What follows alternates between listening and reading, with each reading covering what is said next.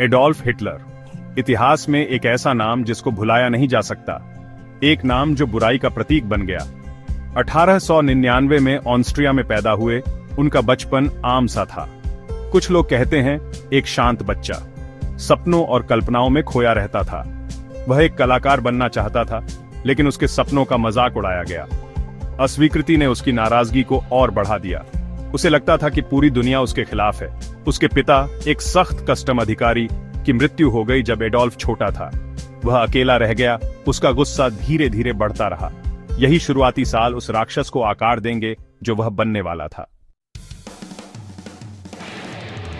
पूरे यूरोप में पहला विश्व युद्ध छिड़ गया। साल था 1914। हिटलर, एक भटका हुआ नौजवान, को एक मकसद मिल गया। उसने खुद को साबित करने के लिए जर्मन सेना में स्वेच्छा से काम किया। युद्ध उसकी परीक्षा बन गया। उसने खुद मोर्चे पर युद्ध की भयावहता का अनुभव किया। जहरीली गैस, मशीन गन की गोलियां, मौत की बदबू, इसने उसे कठोर और अडिग बना दिया। 1918 में जर्मनी की हार ने उसे तोड़ दिया। उसने धोखा महसूस किया, अपमानित महसूस किया। वर्साई की संधि और उस पर हस्ताक्षर करने वाले नवंबर अपराधियों के लिए उसकी नफरत के बीज बोए गए। युद्ध के बाद के इन वर्षों में हिटलर की विकृत विचारधारा ने आकार लेना शुरू कर दिया। युद्ध के बाद जर्मनी एक टूटा हुआ देश था। आर्थिक मंदी, राजनैतिक अस्थिरता, लोग एक रक्षक के लिए तरस रहे थे। हिटलर, एक करिश्माई वक्ता, ने उन्हें एक आकर्षक वादा दिया, महानता की वापसी। वह जर्मन वर्कर्स पार्टी में शामिल हो गया, जो एक छोटा मामूली समूह था। इसका संदेश उसके अपने विकृत विश्व दृष्टि के साथ प्रतिध्वनित हुआ। राष्ट्रवाद, यहूदी विरोध, एक शक्तिशाली जर्मनी की लालसा। पार्टी, जिसका नाम जल्द ही बदलकर national socialist German workers party या नाजी पार्टी कर दिया गया, उसका मंच बन गई। उसके भाषण, जो जहर और वादों से भरे थे, ने निराश और हताश लोगों को अपनी ओर खींचा। प्रचार और धमकी के जरिए नाजी पार्टी ने कदम दर कदम सत्ता हासिल की। हिटलर, जो कभी असफल कलाकार था, अब एक ऐसी ताकत बन गया था जिससे गिनना पड़ेगा। भाग 4, आतंक की लौह पकड़, हिटलर का जर्मनी और स्वस्तिक का साया। 1933, हिटलर राजनीतिक चालबाजी और धमकी के मेल से जर्मनी का चांसलर नियुक्त हुआ। लोकतंत्र चरमरा गया। वाइमर गणराज्य अब और नहीं रहा। जर्मनी अब एक तानाशाह की गिरफ्त में था। नाजी शासन तेजी से आगे बढ़ा। राजनीतिक विरोधियों को गिरफ्तार कर लिया गया, कैद कर दिया गया या वे बस गायब हो गए। प्रेस का मुंह बंद कर दिया गया। बोलने की आजादी एक दूर की याद। जर्मनी एक अधिनायकवादी राज्य बन गया। हिटलर की विचारधारा जर्मन जीवन के हर पहलू में व्याप्त हो गई। बच्चों का ब्रेन वॉश किया गया।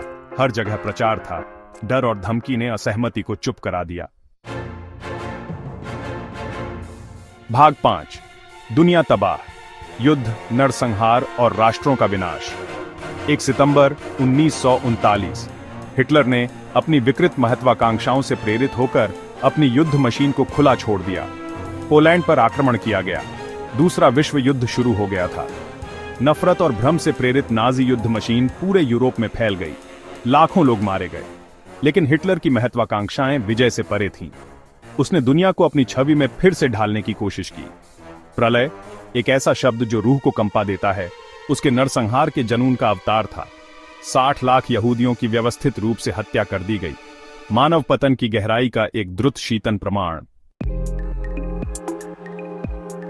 भाग 6, बंकर का ठंडा आलिंगन, हिटलर का पतन और एक युग का अंत। 1945 तक पासा पलट गया था।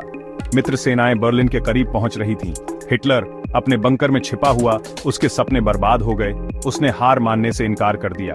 30 अप्रैल 1945 को जब सोवियत सेना ने बर्लिन के केंद्र पर धावा बोल दिया, तो हिटलर ने आत्महत्या कर ली। उसके आतंक का राज खत्म हो गया था। दुनिया थकी हुई लेकिन विजयी ने नाजी शासन के पतन का जश्न मनाया। लेकिन हिटलर की बुराई के निशान गहरे थे। भाग 7, रसातल को याद रखना, हिटलर की विरासत और इतिहास का महत्व। हिटलर के बाद दुनिया कभी पहले जैसी नहीं रही। प्रलय की भयावहता हमेशा एक चेतावनी के रूप में खड़ी रहेगी। हमें पीड़ितों को कभी नहीं भूलना चाहिए। हमें अतीत के सबक कभी नहीं भूलने चाहिए। हिटलर की विरासत विनाश, नफरत और नरसंहार की है, लेकिन यह आजादी की नाजुकता, सतर्कता के महत्व और सभी रूपों में अत्याचार के खिलाफ खड़े होने की आवश्यकता की भी याद दिलाता है। हमें इतिहास से सीखना चाहिए, चाहे वह कितना ही दर्दनाक क्यों न हो, ताकि हम उसे न दोहराएं। हमें याद रखना चाहिए ताकि हम एक बेहतर भविष्य बना सकें, एक ऐसा भविष्य जो नफरत से मुक्त हो, एक ऐसा भविष्य जहां ऐसा अंधेरा फिर कभी न उठे।